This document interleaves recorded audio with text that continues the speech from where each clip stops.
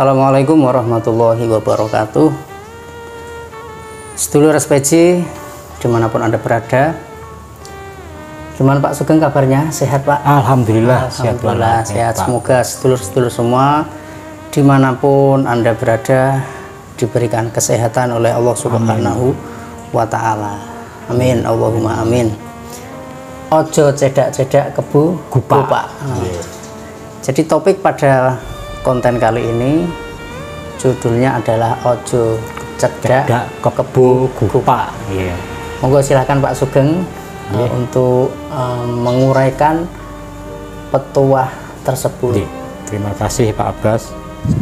Para sedulur, kali ini kita mencoba untuk kembali menguri-uri budaya leluhur kita Pak Abbas. Pak Sugeng. Yang berupa nasihat atau falsafah hidup orang Jawa. Dan kali ini kita akan kembali belajar bersama tentang ukara yang berbunyi ojo cedak kebu gupa. Itu kan satu peringatan Pak nggih. Kata ojo itu kan larangan dalam bahasa Jawa. Ojo itu kan jangan. Cedak itu kan berdekatan. Kebu itu kan kerbau. Ya, gupa itu mungkin maksudnya kerbau yang berlumpur ya Pak ya, yang kotor.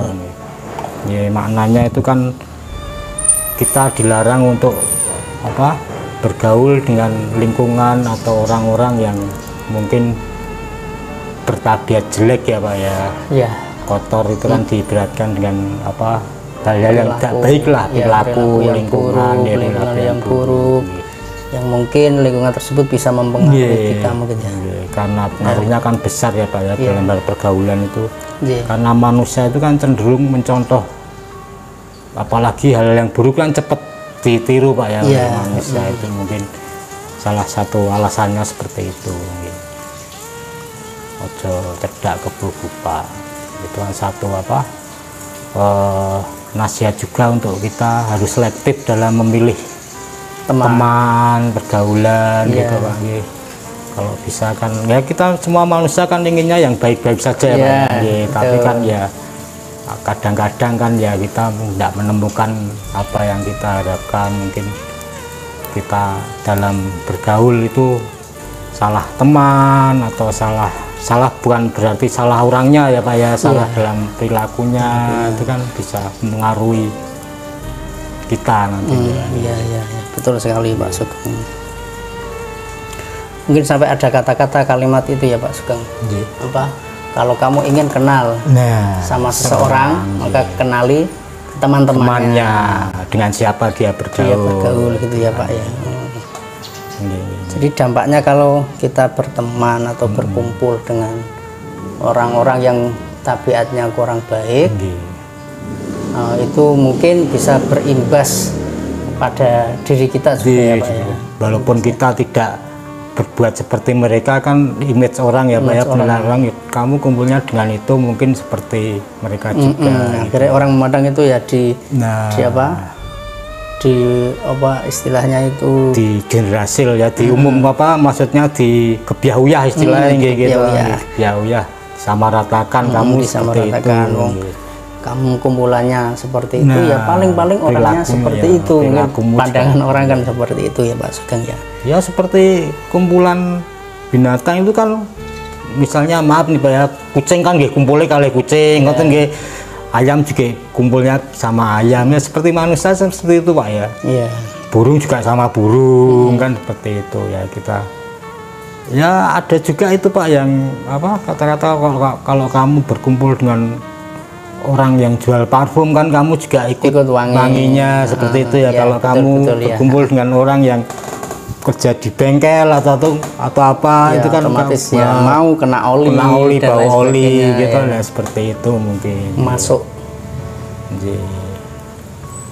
Ya itu memang pengaruh lingkungan terutama pergaulan itu kan besar sekali Pak. Apalagi kalau kita lihat saat ini pelajar-pelajar, anak-anak muda itu kan salah pergaulan pergaulan gitu, yang ada yang suka tawuran gitu itu kan karena ikut-ikutan juga mungkin ya, apa rasa solider teman kan sebenarnya enggak seperti itu. Harusnya kan kita mengingatkan ya Pak ya kalau ada teman, kalau solidaritas itu ya harusnya dalam ranah kebaikan yang positif, yang membangun lah, bisa berkreasi apa gitu, mungkin komunitas apa tarian, komunitas pengajian atau komunitas seni apa gitu yang positif gitu. Betul sekali Pak Sugeng. Seperti itu umpamanya Dan jadi kalau kita ingin dipandang orang lain itu baik ya kita kumpul sama orang-orang baik ya. Itu secara umumnya ya seperti itu ya Pak ya. Leres Pak Abbas. Betul kata Pak Abbas yang kalau kamu ingin tahu siapa seorang itu nilailah dengan siapa mereka bergaul gitu dari pergaulannya juga. Ya sebenarnya leluhur kita itu sudah tahu lah, maksudnya memang mereka itu untuk menasihati itu menggunakan kata-kata yang sesuai ya Pak ya. Betul sekali. Kalau kita lihat kata kebo itu kan ketika kerbau itu masih dalam keadaan kotor berlepotan lumpur itu biasanya memang pengaruh tingkah lakunya kan galak Pak. Didekati itu dia karena mungkin dia kan biasanya kan berendam di air kerbau itu ya yang biar seger badannya itu kan ketika dia berlepotan tuh emosinya itu mudah terpancing gitu. Seperti manusia seperti itu kan. Kalau kita bergaul dengan orang-orang yang pengarenya maksudnya tingkah lakunya perangainya buruk kan kita kena imbasnya juga gitu. Betul sekali Pak Sugeng. Seperti itu ya, jadi seperti itu ya teman-teman. Jadi kalau kita memang ingin dilihat orang itu ya baik, maka kita berkumpul dengan orang-orang baik gitu ya. Kalau kita ingin menjadi soleh ya kumpul-kumpul orang soleh ya, untuk menjaga kita, untuk menata kita. Kalau kita memang pribadi kita merasa masih kurang baik, kita masih butuh belajar ya kumpul dengan orang-orang soleh, kumpul dengan orang-orang baik agar supaya kita terbimbing, kita terbina, kita terdidik untuk menjadi pribadi yang lebih baik lagi. Itu kalau kita merasa pribadi kita seperti itu. Tapi ini bagi orang-orang yang tertentu kan Pak Sugeng, jadi semua orang kan tetap berbeda ya. Jadi ada orang-orang tertentu yang mereka membawa visi misi kebaikan. Jadi orang-orang yang ingin merubah sesuatu yang lebih baik itu kan memang ada ya Pak Sugeng ya. Memang tapi ini tidak semua orang memiliki karakter seperti itu orang-orang tertentu. Jadi dia memang karakternya baik. Ya sudah dititipi Gusti Allah hati yang baik, pemikiran yang baik dan dia ingin merubah mungkin lingkungan tersebut menjadi baik, terus daerah tersebut untuk lebih menjadi baik. Akhirnya kan mau tidak mau orang tersebut berkumpul dengan orang-orang yang tidak baik dengan visi misi kebaikan tadi ya Pak Sugeng ya. Istilahnya sekarang motivator mungkin dikumpuli misalkan ada orang baik terus kumpul sama orang-orang yang pemabuk lah mungkin pemabuk atau orang-orang yang perangainya kurang baik. Mau tidak mau dia harus membaur dulu kan Pak Sugeng.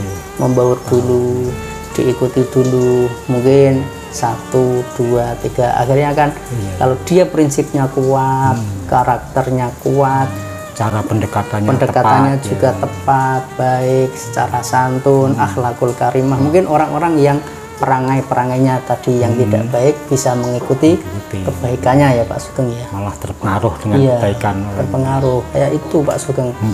Cerita itu Kiai Hamim Jazuli yang terkenal Gusmi itu. Gusmi itu kan luar biasa juga Pak Sugeng. Jadi dia seorang kiai, tapi dia senang banget berkumpul dengan orang-orang yang tidak baik, seperti pemabuk, seperti di terminal, orang-orang jalanan itu. Iya, itu beliau memang suka berkumpul dengan orang-orang seperti itu, Sugeng. Jadi secara umum kan kita memang juga dianjurkan jangan memilih-milih teman ya. Iya. Akhirnya orang-orang tadi yang apa perangainya tidak baik, yang dulunya mabuk-mabukan, akhirnya sepatah dua patah kata, dibimbing, dibina, akhirnya mereka bertobat menjadi orang-orang yang baik, Pak Sugeng. Sampai ada cerita juga itu Gusme itu masuk ke lokalisasi, Pak Sugeng. Masuk ke lokalisasi nyewa PSK. Wah, sampai orang-orang di situ itu berkata yang tidak itu seorang kiai tapi kok nyewa PSK kan gitu. Akhirnya masuk di kamar itu selama kalau tidak salah itu 2 jam. 2 jam di kamar itu. Jadi orang-orang berkata kan, wah itu gimana itu. Ternyata setelah 2 jam itu si perempuan itu keluar dari kamar menangis Pak Sugeng. Terus akhirnya dia bertobat, terus kembali lagi kepada apa yang sudah diajarkan Tuhan yang Maha Kuasa. Jadi kalau secara umum memang seperti itu, secara umum kalau kita ingin baik ya kumpul dengan orang baik, tetapi memang ada orang-orang yang tertentu, orang-orang yang dipilih untuk menebar kebaikan, tapi harus maulah berkumpul punya dengan tujuan ya Pak ya untuk mengumpuli kebaikan. Akhirnya ya tadi mulai membangun sebuah kebaikan masyarakat yang baik, lingkungan yang baik, seperti itu Pak Sugeng.